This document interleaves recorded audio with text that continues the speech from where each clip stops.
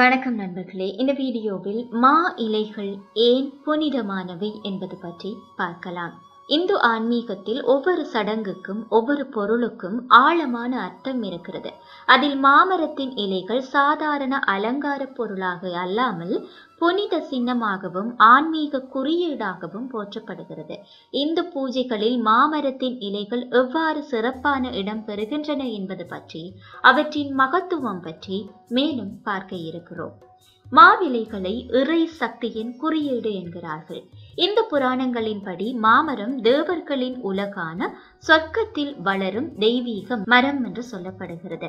அதன் இலைகள் லட்சுமி தேவியின் இருப்பிடமாக கருதப்படுகிறது. எனவே பூஜையில் மாமரத்தின் இலைகளை பயன்படுத்துவது இறை சக்தியை ஈர்த்து சடங்குக்கு புனிதத்தன்மை சேர்க்கிறது. இந்துக்களின் வீட்டில் எந்த ஒரு சுப நிகழ்வும் மாவிலை தோரணமின்றி தொடங்காது எனலாம். அதே போன்று மாவிலை செழிப்பின் சிறப்பு என்றும் சொல்கிறார்கள். மாமரம் அதிகப்படியான கனி கொடுக்கும் மரம். அதன் இலைகள் செழிப்பையும் வளத்தையும் குறிக்கிறது.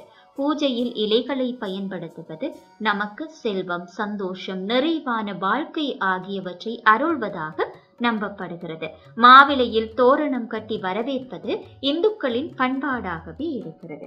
அடுத்து நலமும் நீதியும் கிடைக்கிறதாம். மாமரத்தின் இலைகள் 5 முகங்களை கொண்டிருப்பதாக கூறப்படுகிறது. ஒவ்வொரு முகமும் இந்து மதத்தின் 5 அடிப்படை கொள்கைகளான தர்மம், அதர்மம், காமம், மோட்சம், ஞானம் ஆகியவற்றை உணர்த்துகிறது. பூஜையில் இலைகளை பயன்படுத்துவது இறைவனிடமிருந்து நலமும் நீதியும் நாம் வேண்டுகிறோம் என்பதன் சின்னமாக இருக்கிறது. அடுத்து மாமரத்தின் இலைகள் எப்படி பயன்படுத்தப்படுகிறது என்பது பற்றி பார்க்கலாம். தோரணமாக பயன்படுத்தப்படுகிறது. மாமரத்தின் இலைகள் ஆரத்தி இலையுடன் சேர்த்து கட்டப்பட்டு தோரணமாக வீட்டு வாசல்களில் கட்டப்படுகிறது. இது இறைவன் நம் வீட்டிற்கு வருகை தரும் வழிகாட்டியாகவும் தீய சக்திகளை நீக்கும் கவசமாகவும் செயல்படுகிறது. அடுத்து கலசங்களில் வைக்கப்படுகிறது. பூஜையில் பயன்படுத்தும் நீர் நிறைந்த செம்பு பாத்திரத்தின் மேல் மாமரத்தின் இலைகள் வைக்கப்படுகிறது. இது கலசம் என்று அழைக்கப்படும். இலைகள் தெய்வங்களின் இருப்பிடங்களாக கருதப்பட்டு நீரை புனிதப்படுத்துகின்றது. மற்ற இலைகளை விட மாவிலைதான் அதிக தெய்வீகத்தன்மை பொருந்தியதாக கருதப்படுகிறது. அடுத்து நைவேத்தியம். இறைவனுக்கு படைக்கப்படும் உணவுப் பொருட்கள் மாமரத்தின் இலைகளில் வைக்கப்படும். இது இறைவனுக்கு நம் அர்ப்பணிப்பையும் பக்தியையும் வெளிப்படுத்தும் சடங்காக இருக்கும். அடுத்து மந்திர உச்சாரணம். மந்திரம் உச்சரிக்கும் போது இலைகளை தடவி அர்ச்சனை செய்வார்கள். இலைகள் ஆன்மீக அதிர்வுகளை அதிகரித்து மந்திரத்தின் சக்தியை பலப்படுத்துவதாக அமைகிறதாக சொல்கிறார்கள். அடுத்து திருவிழாக்கள். மாமரத்தின் இலைகள் இந்து ஆலயங்களிலும் திருவிழாக்களிலும் அலங்காரத்திற்காக பயன்படுத்தப்படுகிறது.